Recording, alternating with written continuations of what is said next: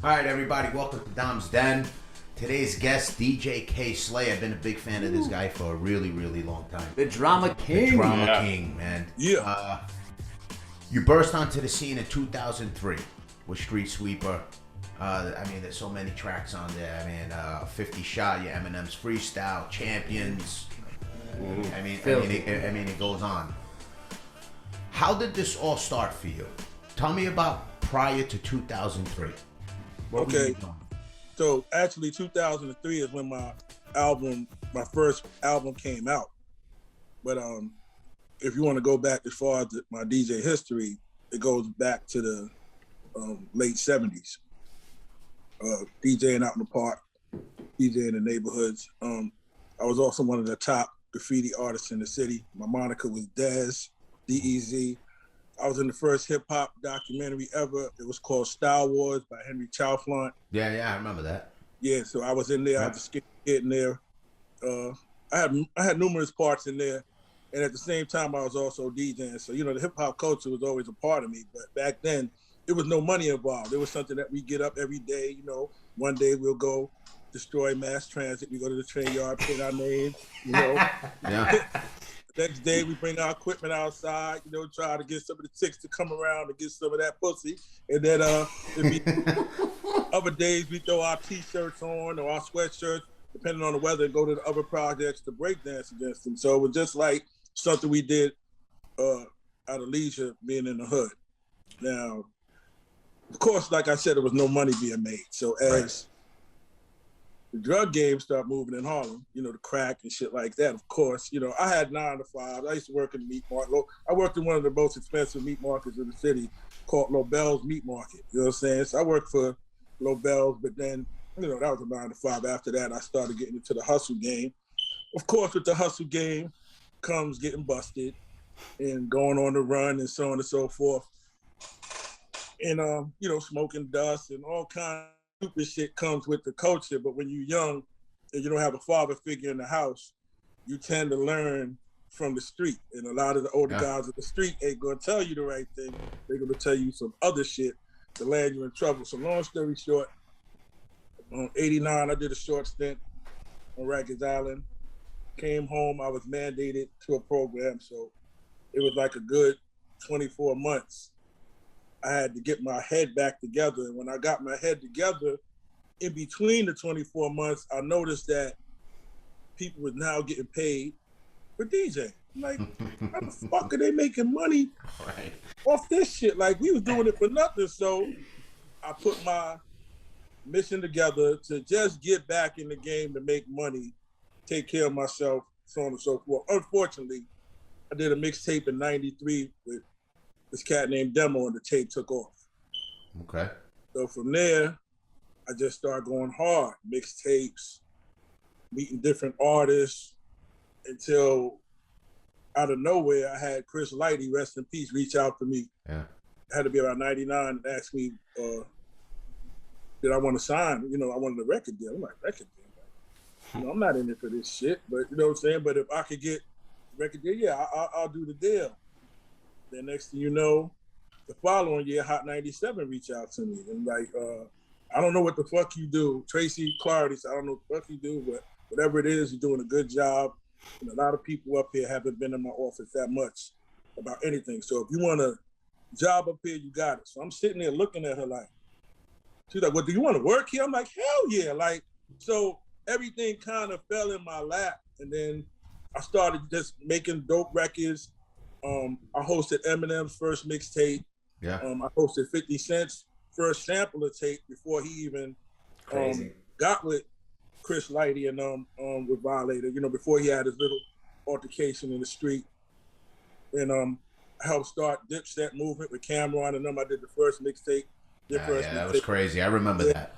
Yeah, I was on the cover with Cameron and all, and we all had on the mink coats and everything. And it's like, pretty much. Were you part of that Purple Haze album? I was part of that. I was really the main Come Home With Me, the one that went multi-platinum. I want to backtrack a little bit. So 79, you DJ. I mean, at that point, 79 people are like getting electricity from light posts sometimes, you know, in a park or something like that. Who were your influence? Because that's like Cool Herc. That's like during that time, the infancy of rap. Who were your influences, and what music were you listening to before that? Yeah. All right, so my influences back then was definitely Grandmaster Flash, Cool Herc, Africa Bambaataa. It was guys in my neighborhood like Willie Clyde, who was real popular. It was Harlem guy? Yes, from Harlem. It was Dr. Jekyll and Mr. Hyde, you know what I'm saying? Which one of them was Andre Harrell, as people knew him in the industry. It was a whole lot of guys, but those was my main influences. And prior to that, come on, of course, bro, my music was disco. Like, if you did not know how to do the hustle, you got no ass back in the day, bro. Well, I mean, that's like you're talking about the 70s, the tail end of the 70s, the beginning of the 80s, Harlem. There were a lot of players in Harlem, man. There were, you had 114th Street, you had 125th. I mean, everybody was hustling in Harlem. Everybody was hustling, making money there. Were you around during the time of Childs when he was he more uptown? No, I was around at that, but I'm an East Side guy. You understand? Okay. Like, I'm from the East Side, like, you know what I'm saying? Like, First Avenue, Pleasant Avenue, you know what I'm saying? Like, I'm, Patsy's, Rayos, like that side and further down, East River Project, Wagner, like, I'm East Side. A lot of them cats, they played more on the West. Like, West Side cats didn't really like East Side. Did you know my boy Joey Cupcakes? Come on, man. Joey Cupcakes is my dude. Yeah. Yeah. That's my dude. Shout out to Joey Cupcakes, man. Like, hopefully he gets home soon. Yeah, I got numerous letters from him. I got, pictures. He was winning all the bodybuilding contests in the penitentiary. I know he was sending me all the pictures and shit. I'm like, man, come on, Joey. You know what I'm saying? So, we go back from when, like, he knows me from the graffiti shit. We know each other back then. Plus, Joey was like one of the only Italian guys, like the only that could pull up, in our project, not out on, like, come in our project and ain't nobody look at him at all, anything except what's up. Yeah. Certain things I can't say on here. I know. But what I'm telling you is nobody fucked with Joey Cupcakes. And I remember recently he came home for a little while, and I remember I seen him. He's like, yo, Dez, what's up? Because they call me my graffiti day. They call me Dez. That's what he was like, Dez. I hate that shit, but that's what I'm saying. Oh shit, what's up? What's going on, man? You know what I'm saying? So I was like, told my boy, yo, Joey Cupcakes. And he said, what's up? Lady said, hey, Joey Cupcake, what kind of? I said, dog. You don't even want to go there. You don't want to go there. Just respect. That's it. Don't even, you know what I'm saying? Do not judge that book by its cover. Yeah. You'd be sorry. And that was on I'm telling you, you'd be really sorry. Yeah, that was on 116th and First Avenue, one block over from Pleasant. So I'm looking at him like, bro, don't worry about it. I was shooting in Harlem because we would do, when I was shooting The Irishman, we were shooting where the old Palmer Boys club was, where Fat Tony had his club. Mm-hmm. And Joey came to visit me on set. He came with Chuck Zito. Ew. And let me tell you something. When he walks in a room, he walks into a room. It can be 2:00 in the afternoon, 2:00 in the morning, 5:00 in the afternoon. He's always decked out. Mm-hmm. It's like he's walking down the runway. He kills me. He's always sharp, hair slick to the side. You know what I'm saying? Yeah, good brother. Yeah. Nah, I know him well. Since I was a teenager. Yeah. So during the pandemic, you come out with Homage, Accolades, Rolling 50 Deep. How did that all come about? Well, a lot of people was panicking, which is understandable. Right. But what I've kind of learned is to try to make my work that I get paid off of something that isn't really work to me. I would do it regardless of the fact. So I've been blessed with music. It's something I did since I was a kid. That's my hustle. I got 2 radio shows, one on Hot 97, one on Sirius Radio. So radio is media. That's never shutting down. So I still have my 2 jobs there, recording from the crib. I have a magazine publication called Straight Stunt Magazine that's been around 14 years, which is women. That's another guilty all pleasure.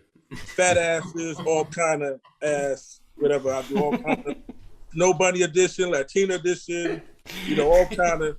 So sad to say, it didn't set out that way, but the number one consumer now, since the internet took over, is who?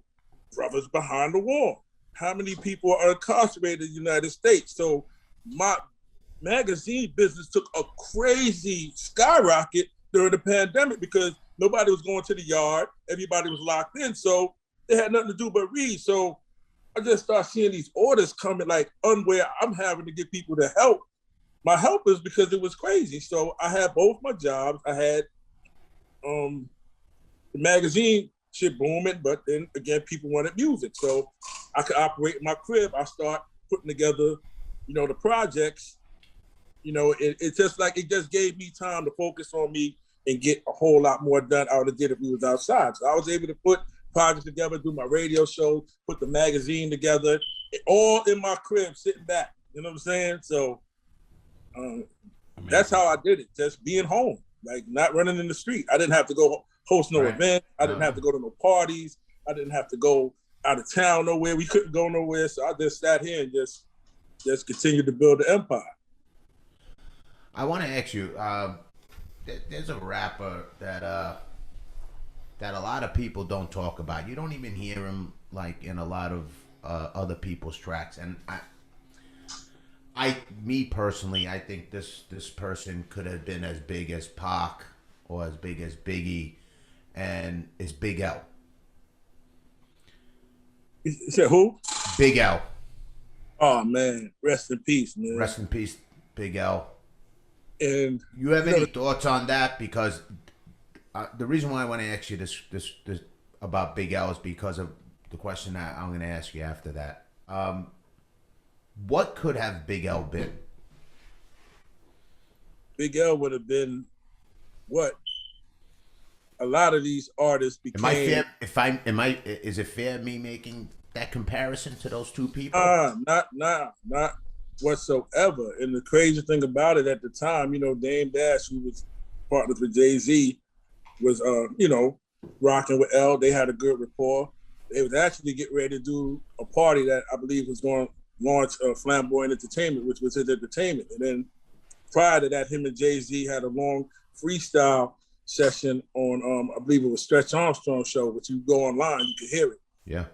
So Big L was next up online. Now, you're in no shape, form, or fashion out of line for saying that, because he was going to be what I believe Jay-Z became.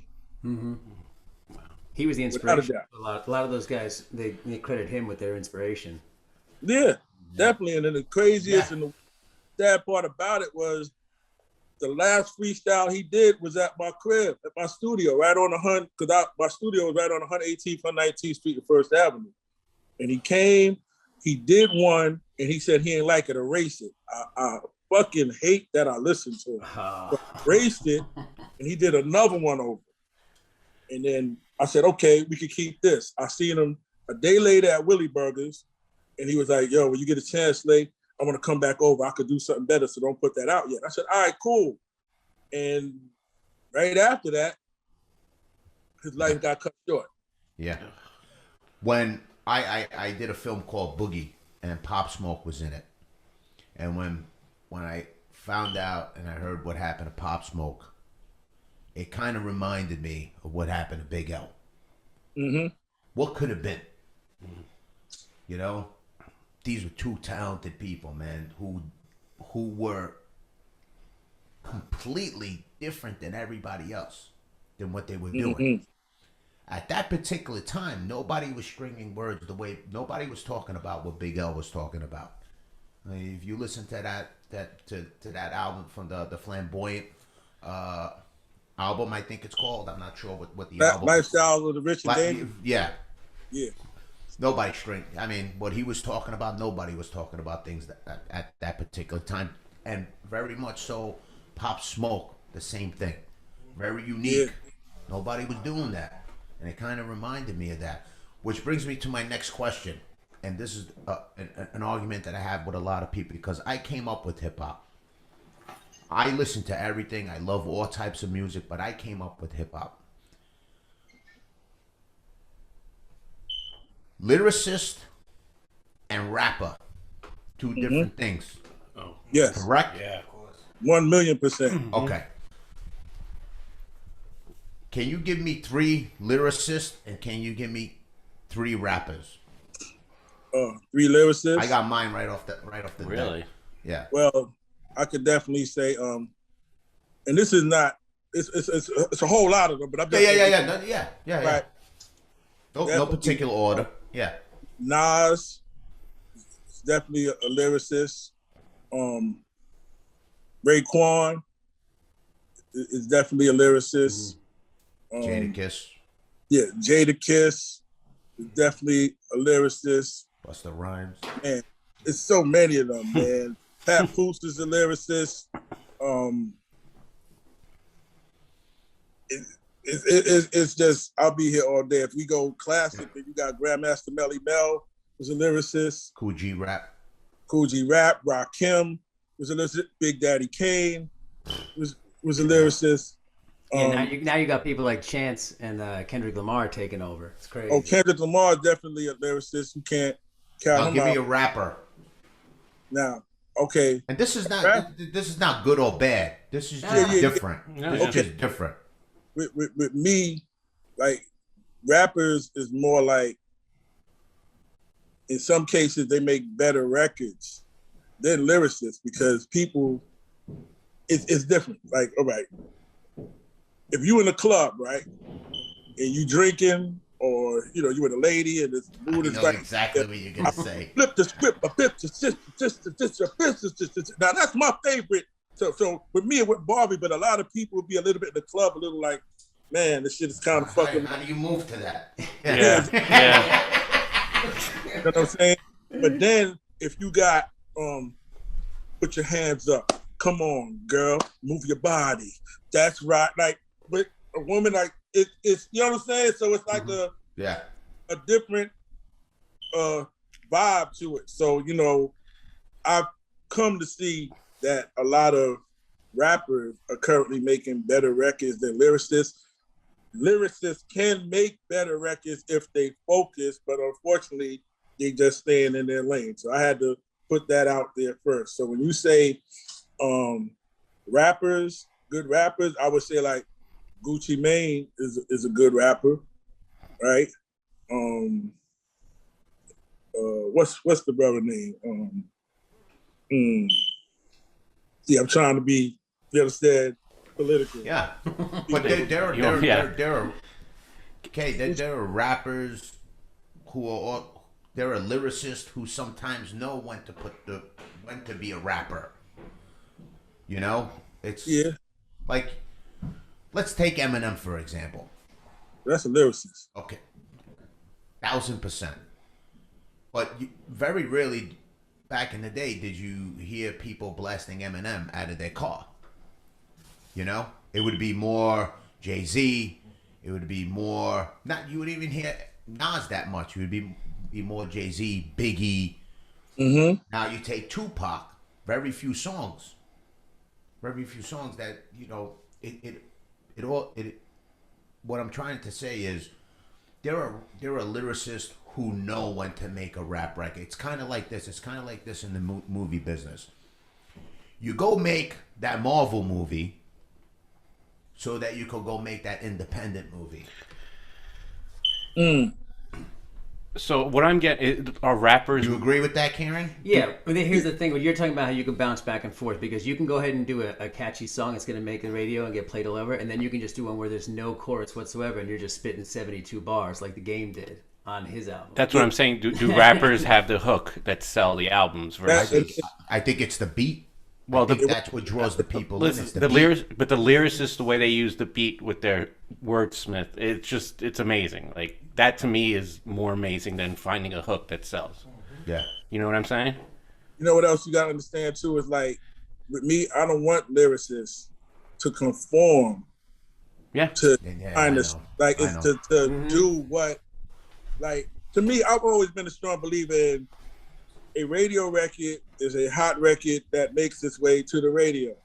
A lot of artists go in the studio like, yo, I gotta go make this radio record. What the fuck is that? Like so it's really like you selling your ass to a degree to try to fit in, you know what I'm saying, with everybody else instead of doing what you do and let your organic fans just follow. And if the record is hot like it's supposed, it'll just build up to get there. Like we had records like shout out to Shauna, and she's a lyricist without a doubt. You know, she was down with Ludacris with DTP. She made a record called, I don't know if y'all remember it, I Was Getting Some Head. I Was Getting Some Head. I remember that, yeah. That was forever not no radio record, but it was so hot, this shit made its way to the radio. Yeah. And they just, of course, they had to edit the head part out, but what I'm trying to say is if you make a record and it's hot, it's going to go where it need to go. You don't have to say, oh, man, I got to do what Drake is doing, you know what I'm saying, in order to get to, no, you don't have to do that. You have to be yourself, you know. You have to be yourself. That's it. Do you particularly like the new generation of hip-hop? Some of it I do, some of it I don't, you know, and to me, it's like a gift and a curse, man. Mm-hmm. Like, how do you get mad at these young brothers who's finding a way out of poverty and becoming millionaires and can take care of their family and move on? God bless. That's a bless. That's all right. Now, this is the curse. When you go into boxing, if you want to be a boxer, you know who Jack Johnson is. You know who Rocky Marciano is. You know who Muhammad Ali is. You study George Foreman. You want to play basketball, you know who Larry Bird is, you know what I'm saying? You know who Magic Johnson is, Will Chamberlain, Clyde Frazier. You know what I'm saying? You know where I'm going, you go to baseball, you know who Willie Mays is, Babe Ruth. Like you know, you study these things, like, because you was in love with the culture. These guys start at probably Biggie and Pac, and then skip another 10 years to probably Soulja Boy, and you know, like, they do not give a damn about the roots. I noticed that too. Like they don't care, and they don't acknowledge the elders, and they even have the audacity sometimes to be like, "Oh, you old fucking guys need to retire." What the fuck?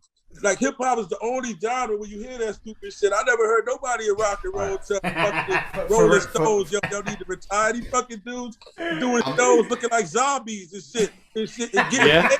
You understand? Like, why in hip hop do the younger generation disrespect the OGs so much? It's awkward, and don't care to know about the origin of the culture. And part of it, I would say, might be our fault, because it's no hip hop education class. So if we don't teach them, how would they know? But in the midst of you trying to school them, they don't give a fuck. It's just like the same way we see so much of the violence that's happening with these young guys. That's in, I'm gonna touch on what you said about lyricists and rapper. A lot of the violence that's happening with the younger brothers in the culture is because they're not really rappers nor lyricists. These are young guys that's seeing a young guy like them that came from where they came from on a beat doing some shit they feel like they could do. It's like, it's no line drawn that you have to be able to do this to get here. It's like, they making money, they pay for studio time, they put some girls in the studio, some weed, they got their jewelry, and they all like this, saying some shit. And next thing you know, a label was like, did he shoot anybody before? Yeah. He's been to jail before, right? Yeah. Let's sign him. Oh. And that's the worst part about it. It's packaging. Like, it's all packaging now. It's like, I remember taking a young guy to a specific label, and he was 14, was going to school. He was a lyricist, had some decent records, never been in trouble. And I'm thinking this would be somebody they would be interested in because slam dunk liability. Right. So when I'm saying all these things, never been arrested, he don't use no drugs, he go to school, this and that. So they listen to the music, they bopping and everything. And they said, okay, let us talk to K Slay. When they left, they said, there's one problem, K Slay. I said, what? said the CEO likes the young guys that use drugs and shoot people and go to jail. Jesus. I was like, but what the fuck do you mean? He says, well, that's what the audience right now is interested in. I said, so y'all want instant gratification over longevity, in other words. And I was like, oh man, we fucked. You know what I'm saying? We are totally fucked. So just so you know, that's why you hear so much of the genre of music you hear, because this guy here, not saying the other guys is dumb. They smart in a whole nother way of making money. But this guy here is looking to go to school, get a degree, have a family, move them out the hood, and be around. This guy here is a hothead. He's doing what he's doing in the street. If you get him mad, he's going to shoot your ass. You understand what I'm saying? Right. Like he'll shoot into your apartment, whatever. And when he's locked up and his record sales jump, the label is going to always capitalize off of him. You understand? Yeah. Man. And he won't be here to battle. And after a while, down with him or go somewhere. And then it's just like, okay, let's go get another idiot off the street and do the same shit over. Where the rapper becomes the product. Exactly. It's just being used. A commodity. Yeah, it's just it's so fucked. Yeah. Dirty It's disgusting. business. That's what's happening right now. So that's the reason why the music is the way it is. A lot of the young brothers in the game are not really rappers. They had no aspirations or no dreams of being a rapper when they was younger. They just seen somebody that they knew they could identify doing it and said, well, hey, I got all this jewelry. I got all this money. I got these cars. I'm going to the studio to make a record too. They saw Master P on MTV Cribs. That's what happened. That's all it is. It's like it's fucking nothing. It's no borderline. It's nothing. It's just like, come on over. And if you could just put Dr. Seuss, like the Cat in the Hat, if you could do Dr. Seuss, like if you could do that, you could get a record deal, yo. But Kay, has the streaming stuff become easier for musicians to put their shit out? Nah, it's disgusting. It is more disgusting than it was. It's more disgusting Yeah. because, all right, this is another thing which a lot of people are not aware of. Y'all might not be aware of on the same token. Did you kind of notice how you no longer hear them talk about how many records were sold? It's just like how many streams. That's because a lot of these motherfuckers ain't selling the records you think that they selling. Yeah. Because streaming took over. You just got to think. Here it is before when we had to spend $11.99, $12.99, $18.99 for your favorite album. Now you could go online and listen to the album for free. Yeah. So you need a million streams to make about $10,000 almost of one record. You need 1 billion to go platinum. 1 billion streams, right? And now this is the key point I'm gonna make that people might not like. Just because 1 billion people watch their video and stream it, don't mean they liked it. Mm-hmm. So people true. that didn't like it wouldn't have brought it. So how does that affect the real talented guy towards the popular guy who just went on Dr. Phil and cursed his mother out and got 10 million views? So the record label goes, he got 10 million views and cursing his mother out. Let's get him in the studio because if he makes a fucking record, maybe 10 million people will stream the record. Fucked up. Yeah. It's the same argument I make with people who watch really shitty TV shows and they stand behind them and I'm like, this is absolute crap. And you're like, well, people watch it. I'm like, that's not a good argument. Just because people fucking watch it doesn't mean it's good. Because most people are sheep. That's what. I got into a discussion with a musician friend of mine, and it costs $4 to buy a gallon of milk, but it's $1.99 or 99 cents to buy a piece of artwork that a musician spent probably a year to write. It's disgusting. They're selling for 99 cents. Disgusting. It's disgusting. And then let's not forget about the 99 cent. You're not even getting the 99 cent. No. You got to think of the cuts. You're getting like 8 cents. Out of the exactly. So it's just like 8 cents. The game is horrible. It's horrible. You can really. That's why the money was in touring, right? Yeah. On the road and merchandising. Yeah. Touring and shows, but even with that, once they seen the money with the streaming, what you think the record label did? Yeah. Hold on for a second. They created some shit called the 360 deal, where they get touring, merch. Like, yo, this shit is fucking rape and pillage. They have 360 deals now, and a lot of young artists jump into the game without knowing the business, and they sign into them. And now like where you only got a cut of their albums. Now they got a cut of everything you doing. Everything. They have your hands and everything. They have your soul. At that You know what it is? Yeah. Remember the music video for Dre Day? And they had the guy talking, the manager talking contracts with Eazy-E. He goes, just put your life, I mean your name, on the contract. That's what it is. That's why I'd be encouraging young brothers, like, get you a good lawyer. You understand? Just don't jump. I'm surprised they never unionized. Yeah. Like, you know. You want for an artists to actors union? deal. Well, yeah. Well, you know- actors are in the union. Well, think right? about it. I mean, Ray Charles is one of the first people to go to a record company and demand to own his own masters. That's crazy. You can't get that shit today. But I mean, he did it. They paved the way for people to be able to do that. But, Yeah, so did Paul Anka, though. Hey, do you produce everything yourself 100% or? I got a producer. Okay. And his name is funny. You know what I'm saying? I got two, and when people see them, they don't believe me.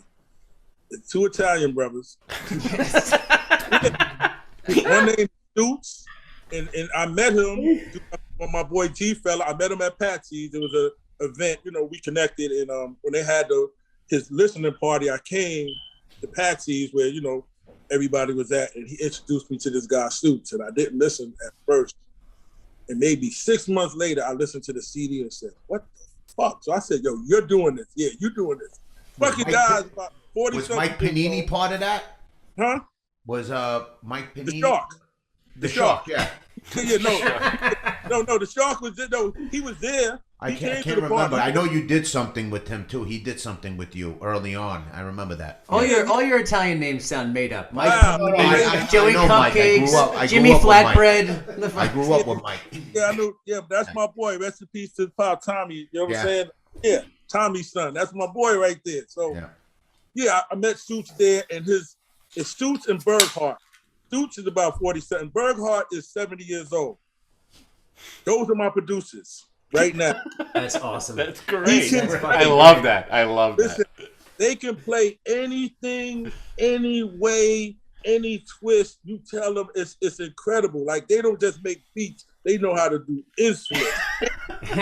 Thing. Like, so the OG, you know, when we like scrambled, I'd be like, Stoots, man, you gotta hit Berghart, man. You know what I'm saying? You know, here comes the rhythm, and we're fucking out of here. You understand? Now So- you guys all collaborate. You work together on the beat. Like, I was listening to Rollin' 50 Deep, and I heard that. Dude, anytime I hear that church bell in a song, when I hear that church bell, it brings me back to like playing football in college and getting amped. Listen to Victory with, on a Didio. I heard, and when I heard that bell, I was like, "Holy shit!" I just got brought back. I was like, the Rocky Bell. Yeah, the Rocky Bell. Yep. Yeah. Oh, it's Yeah. crazy. Yeah, Stoots threw that in. He was like, we got to throw that in there. Like, even when I just did the Rolling 110 Deep on Accolades. Yeah. That's what I And, wanted to talk to you about. Yeah, that's pretty amazing, man. Yeah. I mean, we had to reach to him. Like, he had it right there. I said, man, this is something missing. Go to sleep. Next day, he said, yo, man, I hit the OG. I hit Berghart. And he had these sounds. I said, damn, that's it. So it's over. You started it out with the Locks, right? The Locks. Yeah. What was it? Chic. Who Chic was Luke first? and Chic Styles. Luke? Who was that? Chic Styles. Yeah, Chic Styles Yeah. and Beats. Yeah. Started like that. Styles' album, probably not one bad song. Okay, here's a lyricist who, in my opinion, is very, very underrated. Styles P. Yeah. Go listen to his album, Officer and a Gentleman. There's not one bad song on that whole album. Full disclosure, I'm a little biased. I'm from Yonkers, so. Okay, well. Okay. I'm not. I'm from the, born and raised in the Bronx, but the Locks. I mean, Styles P, man.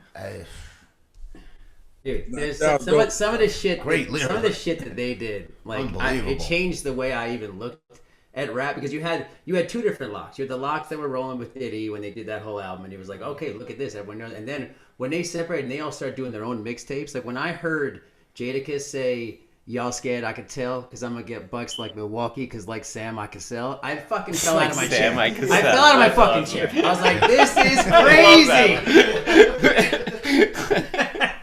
That's an awesome. They changed, they did it, and they're still doing it nonstop. That's the crazy thing. We're watching your albums. You go on your albums, you see all these people, and they're just still all the time crushing it. Fresh lyrics, fresh bars. It's crazy. Yeah, they were amazing, man.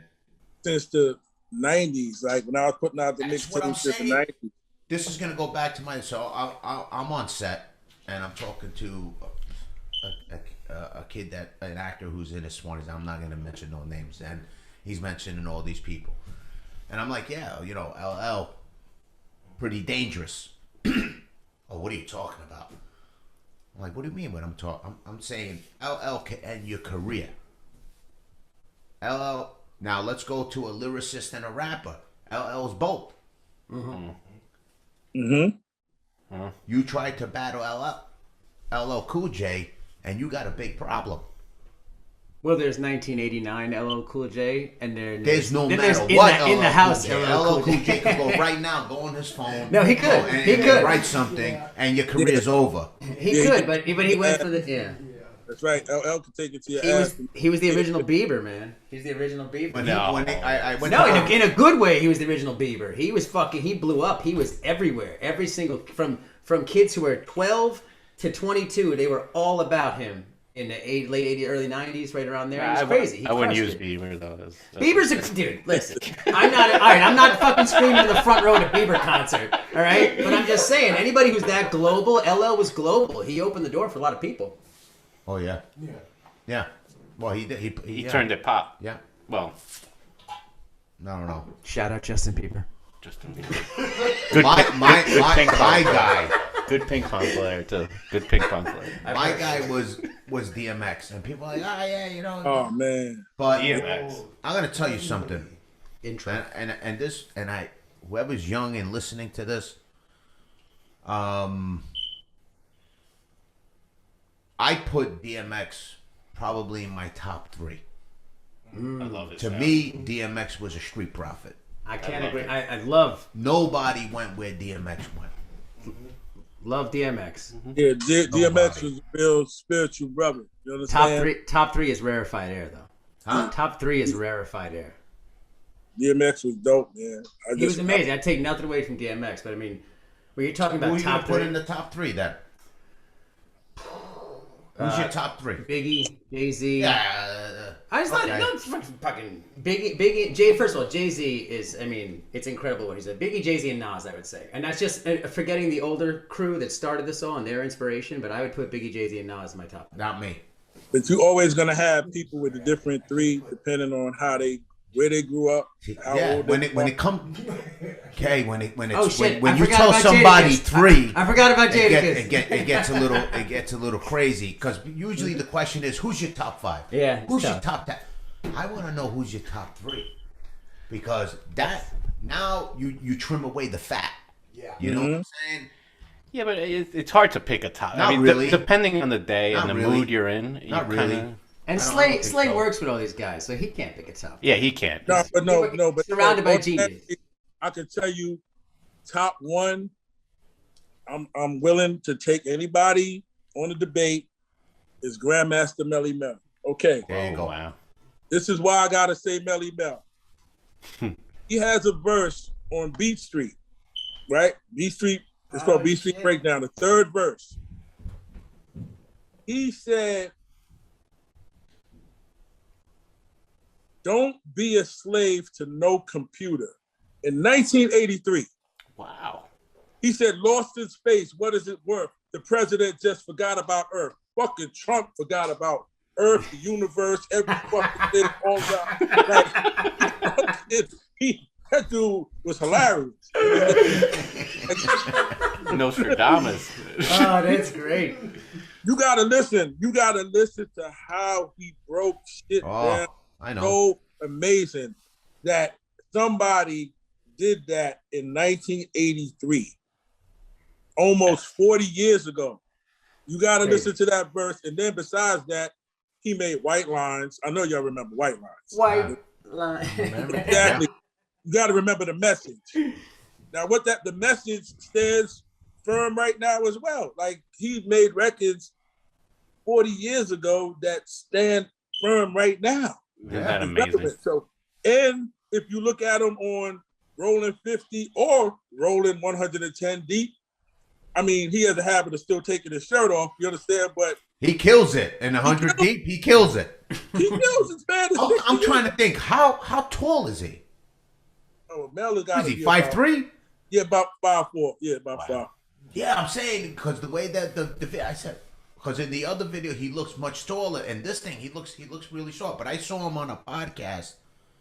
I forgot. I think it might have been Vlad or something like that, and he gives a really good interview. Yeah, that was Vlad. Was it? Mm-hmm. Okay. Yes. And I mean, I've always been a fan of that guy. I mean, He's just the message. I mean, everything. Come on, man. He been in the game. His time, man. Way ahead of his time. I'm looking at from then and now. He's still nice and he's still here. So that's why I give him my greatest right there. You know what I'm saying? That's me. I can't help it. After that, I'm coming with Nas. Yeah. Got it. Nas would be number 2. Mm-hmm. I don't want. After that, it's too many of them. I'm just gonna say 2. It's all up for grabs. Yeah. See, here's the other thing. Everyone, I everyone won't have takes- a million other people mad at me. You understand? But Nah, you can't do That's a that. smart move. That's a smart move. Yeah. But it's like everyone takes these lyrics and takes them and applies them to their own life. You know, no matter how different you are, where you come from. And I'm a writer, so every time I hear a lyric, I constantly like write them down. And like Jay-Z has so many like, you know, just one bar or one line lyrics that I'll think. And again, anytime I'm like, you know, I'm struggling to write something, I think of like a line that he'll say is like, he's like, you know, whenever there's a drought, get your umbrellas out because that's when I brainstorm. It's fucking crazy. Hey, do you have Shit is have one crazy. more? Do you have one more? Maybe you could do 111? Put him on. These aren't my words. These aren't my words. look, I mean, I'm gonna be honest with y'all because I'm here right now.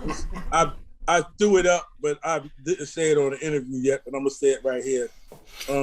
Oh, this is an exclusive here. It's an exclusive. Pew, pew, pew. People thought I was joking, like I was just being hypothetical, but I got around 30 verses working on Rolling 200 Deep. Ooh. Which would be, Now, Jesus. which people are gonna have to get popcorn, Holy fuck. champagne, a beer, or whatever, because it's gonna be an hour and 20 minutes. How We're the getting all hell of do it. you The last do time- I'm it? getting all of it. There's only a couple of other times that something like this. I remember the first time it was Self-Destruction, right? Where they got a couple of rappers in there, right? Yeah. And then what was the other one? The other one with Keith Rapper's Delight? No. The The Symphony. Nah, that was way back. The Symphony. Oh yeah. The Symphony. And that when I was like, what? I'm following your Instagram, and I see, okay, he's got like a couple of rappers, you know, spitting and stuff like that, and I'm like, man, I love this beat. They're coming out, and then I started realizing what you were doing, Yeah. and I'm like, no one's done this. No No. one has done this in all these years. The last time I saw a group of people get together and like just flow was the Symphony. I don't remember it happening. Yeah, this is like a trilogy I was doing in 2003. It's like also a homage, like to like the old time. You have everybody in there. Yeah, Everybody. It was mixing everybody up. So the young guys, it was almost like educating them. Like, look, this guy is 60, this guy is in his 20s, but he's fucking busting his ass on it. So stop that retirement shit. Like, you understand? This was just like a little. And even Coppola Rock, I had the first hip hop MC on there. Yeah. He's 66, going on 67 on there. Crazy. Wow. He's 66. And he did his thing And too. he could do it. Yeah. Yeah. Yep. He held court. So Dom's hot seat. Uh-oh. Oh shit. Wait, can I ask, on, where do you get your creativity from? Like, where do you get these beats? Where do you get the rhythm? And how do you... I have a million questions. Where does it come from?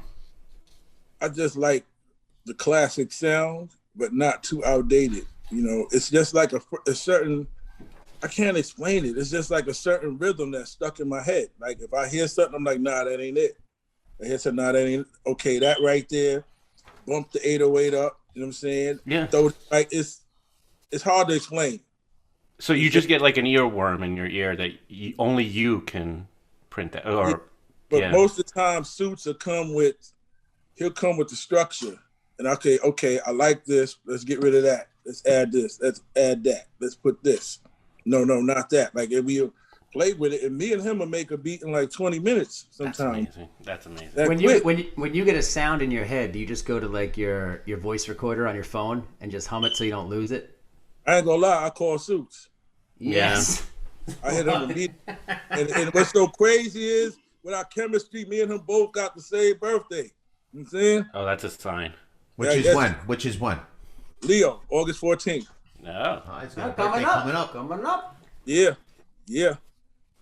Karen, you wanted to ask him something? No, you could. Go ahead. Go to the hot seat. Bring him to the hot seat. All right. You're on a karaoke stage. That's right. That's right. I had to go with the music question. Yeah. You're on a karaoke stage. What song are you singing? God damn, I'm on the karaoke stage. Which song am I singing? If This World Was Mine. Nice. Luther, wow. Yeah. All right. Slave, you could go back in time and give yourself a piece of advice. How old are you, and what's that piece of advice? 14 years old. Don't smoke angel dust. Sound advice. Yeah. Sound advice. Seriously. You have a hero? Yes, my mother. Bang. Beautiful. Yep. Love it. Got a question? Yeah, you've done a lot of touring, I'm sure, across the country, I imagine, yeah? Nah, people know I'm scared of planes, yeah. Oh, Like me. Shit. Like me. You Dominic, and Dom. yeah. There it is. Yeah. There it is. All right, we're taking a trip, 3 of us. Yeah, we're going somewhere. Well, Fat Joe was scared of planes too. No? Yeah. We'll get him on Takes board pictures too. next to them. We'll get one plane. We'll all go on. We'll just get a helicopter. Get it over with. Maybe a helicopter's the way to get it over. Yeah, me and Joe, he's a Leo too. We both they used to laugh at us because we both were scared to get on planes, places and shit like that. Furthest I ever been was Vegas. I haven't been past Vegas. All right, I'll pivot then. I'll go to a different question. Prior to this whole, lifestyle, have you ever been fired from a job? Yeah, hell yeah. Tell me your best I got fired story. Normally, I wait till I get off work to get high. But this day, Clearly, these two do it during their work, during their job. It was like we used to all work in the 80s, like 83rd, 84th Street downtown, and I was working for Lobel's Meat Market, and I'll never forget. They wanted to go uptown and get some dust at lunchtime, and I'm like, damn, let's just wait till after work. Nah, we're gonna go to 123rd. So I say, fuck it. We drive our bikes, right? We ride our bikes to 106th Street, and we lock them on the schoolyard. Catch the cab to 123rd. Smoke the dust. Forget where I locked the fucking bike. Come back to the job, and all I know is when the next day when I asked what happened, they said, look, you lost the bike. And then when we asked you what's going on, he said he was just going like he was trying to talk, but nothing was coming out your mouth.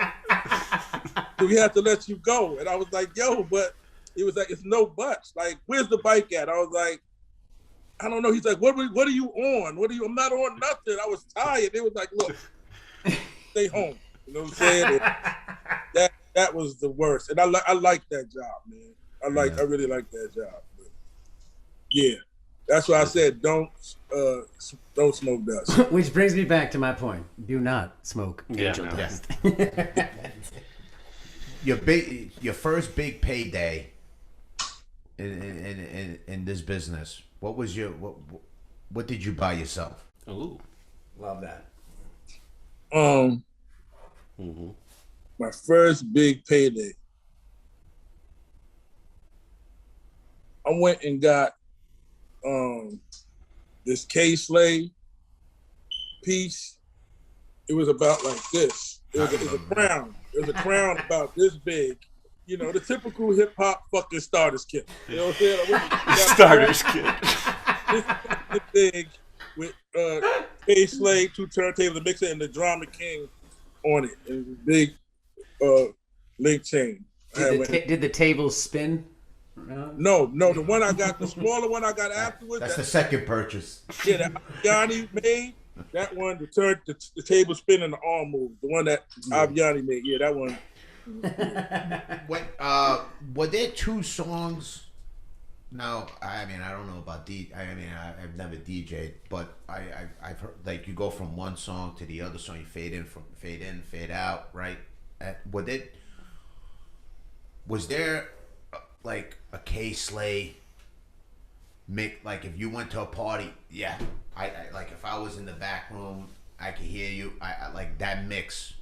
That's K Slay. Did you transition? Were there 2 songs that you love to transition from?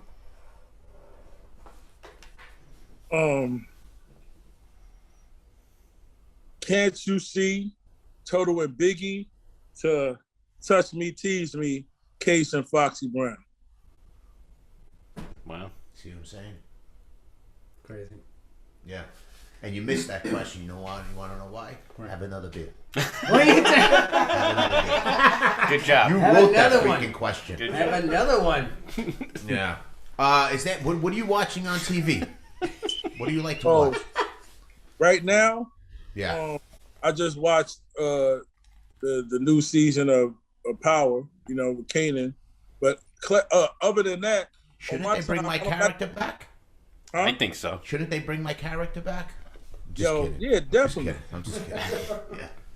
But you know, with me, I'm always watching classics. I'm watching, which was when I first got introduced to you, The Wire. You know what I'm saying? That character, that Herc motherfucker, was a bastard, yo. He was a bastard. He was a bastard. But he was comical, and then even later on, once you got the job, you know, in the office, you wear your suit and tie. Yeah. You still found a way to be a bastard, and Yeah. you gave him all those numbers. He's like, "Hey, don't act like I never did nothing for you." Like, you know, like you still found a way. Like, you know. Hey, it was an easy playing that guy coming from where I come from. Trust me. Yeah. Oh yeah, no doubt. it's, Imagine. But no, I like classic like that. I like to watch Oz minus the certain scenes and shit. Yeah. Boardwalk Empire. You know, I like watching that. I like throwback shit. I like Godfather Harlem. I've been watching that. But yeah, Can I I like. recommend something for you? Yeah, shoot. Have you watched Gomorrah? Nah. Do you mind subtitles? You mind reading subtitles? No, not as long as it's action. Okay. It's Gomorrah is the Naples mob in Italy. Get the show, watch the show. It's like Sopranos meets The Wire. Ooh. I think you'll love it. And then let me know. Hit me up. Let me know what you think of it. Oh no, I'm definitely gonna watch that. Dude. Yeah. I like action. It's in Italian, Don? Yeah. What was that called again? It's called Gomorrah. Gomorrah is the you know how you have Cosa Nostra? Yeah. The mob that's from Naples is called Gomorrah. Which they're nasty. They're called the Gomorrah. They're a nasty bunch. So. They're vicious. Well, not that I have any disrespect against them. Or No, they're vicious. You can never go home now. Yeah. It's the real. They're the real deal. Commendatore. Yeah, they're the real deal. No, I gotta check that out. I definitely. So, how are things with you doing anything with 50 with any of his shows or anything like that? Any music there? No, I haven't talked to 50 in a minute. But I was just thinking about hitting him up about getting on this 210 deep. You know what I'm saying? Yeah. Like, I would love to see him on that. Yeah. A lot of people would ask me, "Yo, what's up with 50? What's up with 50?" I said, "You know what? I ain't talked to my bro in a little while. Let me reach out to him." So yeah, I definitely gonna reach out to him. Hopefully he ain't too busy because he got Howard just came out, and now he got the BMF series is getting ready to come out. Like, that dude is moving. You know what I'm saying? Yeah. Like, he stays moving. So you know, hopefully he'll find time to. That's going to be really interesting. That show. Yeah, that's what the BFF. BMF, yeah, the BMF. BMF, BMF, That's gonna be real dope. and Joseph Sikora show also, the Tommy show, right? I That can't wait. going on. There's like three Really? or four Wow. different spin-offs of Yeah, Power. that's gonna be dope too. books. We had Courtney Kemp on here. Really? Yeah. We had Courtney. Courtney was early on, and what she was able to accomplish with all this, and now what it's grown into, it's amazing. You know, too bad. Wish my character didn't. Wish I could pop up on one of these It was shows. a good but death. You can't come back as a ghost? I don't know. It would probably have to be something. Like a dream? No, it would have to be something that preluded Yeah. Power. Your And you could brother bring though, me, but man. Who knows? I mean, your brother was so fucking crooked, dog. Like, man, your brother he was the most fucking crooked lawyer I think I seen in a movie. In a movie. Proctor. Yeah. Yeah. Jerry Farrar. Shout out to Jerry Like, Farrar. It's like he was down, but then you just didn't know where his loyalty was at. Like, even when I see, he didn't even burn the fucking tape. Like, I was like, oh my God, this guy's fucking terrible. You know? Hey, I mean, he's a lawyer. Yeah. We know the. Yeah, buddy, I know. I fucking Yeah. know. Not that any lawyers are bad. Or, No. Well, He's got nothing but disclaimers over here. We have Vic here. Yeah, I learned from Kay. He said disclaimers in the beginning. We have Vic here since Vic is a guest. Unfortunately, we can't see Vic, but Vic, you have a question? Okay. Yeah. Roll over to the microphone. Roll over to the Yeah. mic. I do. Kay, I want to know if, like, Closer. I want to know what musics do you like besides rap? Like, do you dabble in anything else besides rap and hip hop? Like, do You mean personal time high or? school and stuff like that? Can you like branch out a little bit? I mean, I like R&B music. You know, I like reggae music too. You know, I used to be a fan of house music back in the days, but that kind of died out. Like, I don't really hear nobody really focusing on that. Yeah. But I like all kind of music. Where did hip hop originate? Like, who was the? I'm more of a rock guy, so I'm not. You know, Yeah, this is a good Grateful Dead like, guy over well, here. you know, like even Grateful Dead, we go back to the old blues from the 20s where they were singing, and we get, you know, melodies from them. We steal it from them. I want to know where they got their inspiration from, like the first Rhythm and blues. Yeah, well, definitely was like James Brown.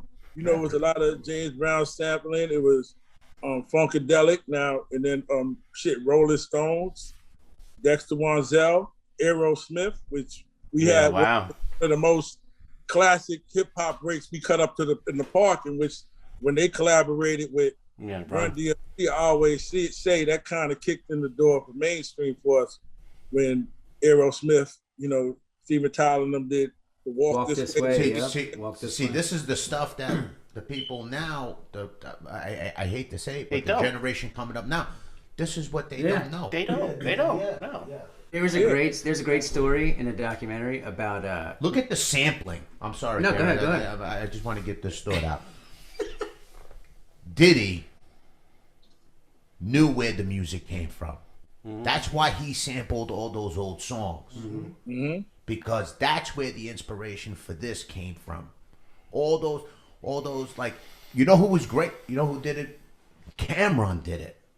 Yeah. Cameron did it on a whole album. Yeah. All those, you know, like all that smooth stuff, you know, that Nicky Bond, like you could picture yourself, like I could picture Cameron thinking, I'm hanging out with Nicky Bonds right now. I'm in a place, and this is the music that's playing in the background right now. And then he would play that, and then he would go into and talk about a guy who has his own style of rapping.